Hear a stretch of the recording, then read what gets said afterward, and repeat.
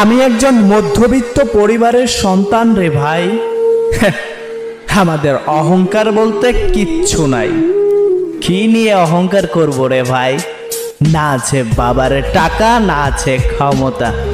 কিছুদিন পরই হয়তো চলে যাব টাকার জন্য দূরপ্রবাসে, হয়ে যাব রেমিটেন্স যোদ্ধা। দামি বাইক আর নিজের খেয়াল খুশি মতো চলার অভ্যাস আমাদের না রে ভাই। আমাদের ইনকাম করে নিজে চলতে হয়। তুমি শুনেছ না, দিন আনে দিন খাই। আমি তারই ছেলে রে ভাই। তাই অহংকার আমাদের জন্য নয়। তাই তো বাস্তবতা রয়েছে আমার রক্তের প্রতিটা শিরায় শিরায়।